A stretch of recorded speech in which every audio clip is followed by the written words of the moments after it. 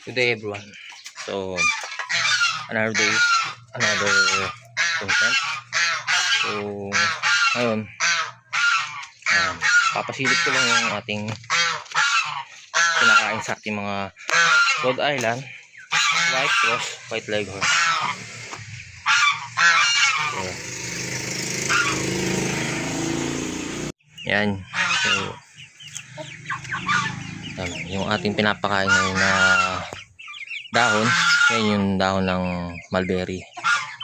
Tapos syempre kinakain din natin yung Rhode Island Red. So itong yung mga hindi pa nakapanood, itong mga alaga natin na putong manok, cross Rhode Island White cross sa White Leghorn niya. Ayan, ganda. Naubos na yung pagiging Rhode Island White niya.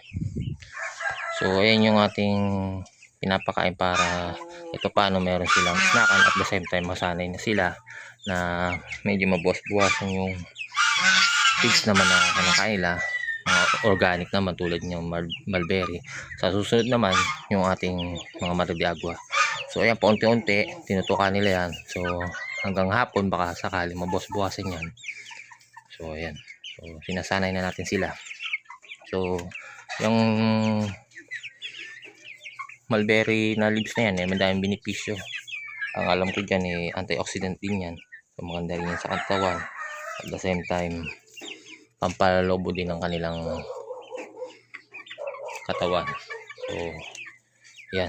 So mula pa noon hanggang ngayon na meron na tayong panibagong breed ng mga manok, atin yan ginagawa. Either pabo, kaaway, naglalaro ng katingin. So ganyan talaga yung mga manok.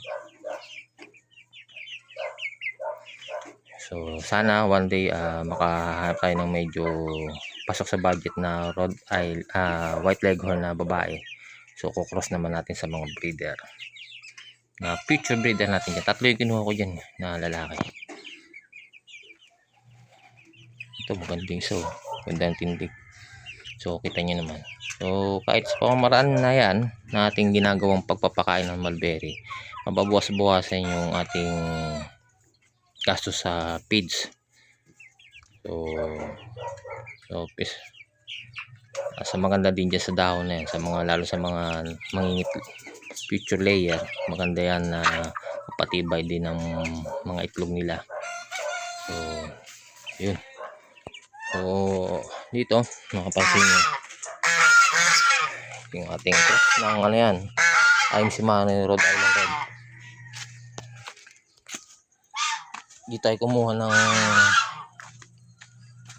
mulberry paste kasi sa dulo niya medyo nagtutuyo na yung mga dahon, tapos hindi nagbubunga. So kailangan natin bawasan sila. Tapos ito yung mga sanga tatanim natin dito sa labas. Ninitan natin. Ito pa nga, meron pa sa mga pabo naman yan.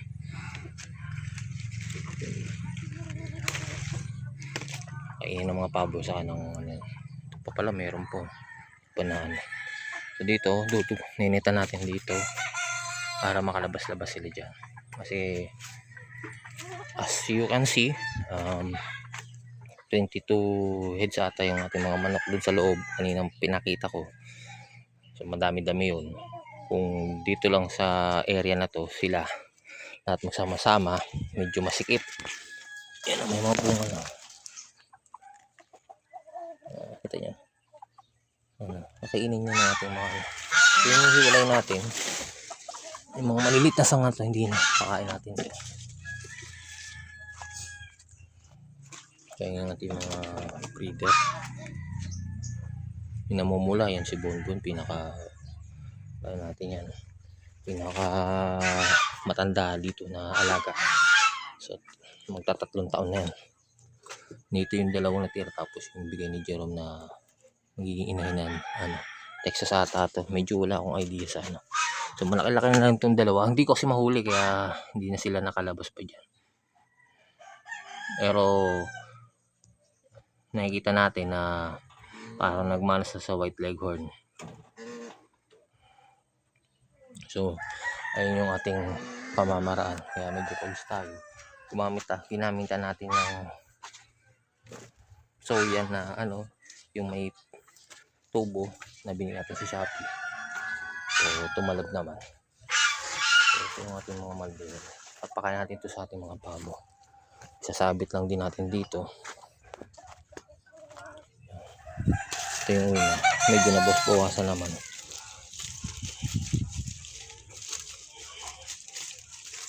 So ayun lang yung update sa ating ginagawa ngayon. Ito tatayin natin ito mamaya.